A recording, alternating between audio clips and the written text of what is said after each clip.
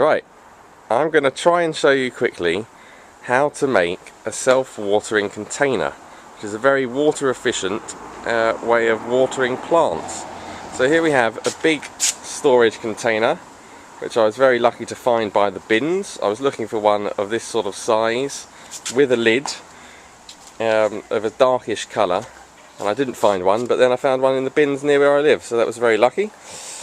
And how you do it, so we've got a big container here, I've got a few bricks in there, and essentially here's the lid of the container, which I've cut 2 holes in order to accommodate these 2 plastic colanders. You could use anything with holes in, but these seem to work well. And the lid has been cut down to fit nicely inside the container as opposed to going on top of it. On the right here I've got a tube, which is an old tube I got out of some rubbish. That's where you'll pour the water to top the water up, which will sit in the reservoir at the bottom. It's got a dishcloth at the top and bottom. The one at the bottom is to stop it getting clogged with soil and what have you that might fall down into the reservoir. The one at the top is to stop insects, mosquitoes, etc. going down. So just remove that to fill it up with the watering can when ready. Cut that off. Place colanders inside the holes. Now what we'll do is we'll fill these up with any old normal soil, tightly packed soil. We'll wet that down.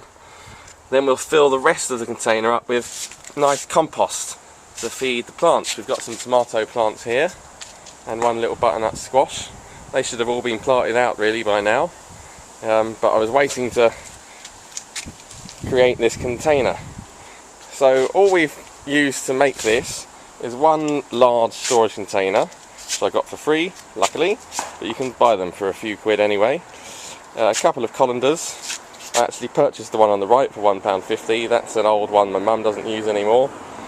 Got the pipe out of the rubbish. I brought these, they're about £1 for a 6, so I've got a few of them spare. Now I washed out the container with a bit of soap and water first, and then wiped it with a bit of hydrogen peroxide, which disinfects it. So if there was any bad diseases or in there, soil diseases, that they should be killed now. I wiped that down with a cloth, washed it out with soap and water and that scrubby thing, measured the inside with the tape measure, and I cut the holes and the lid down to size using my penknife and a pair of scissors. Probably not ideal, but that's what I had at hand. So there you have it.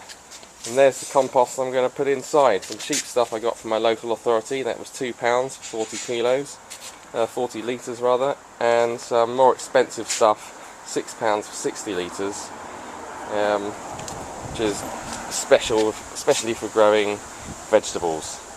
So that's how you make a self-watering container.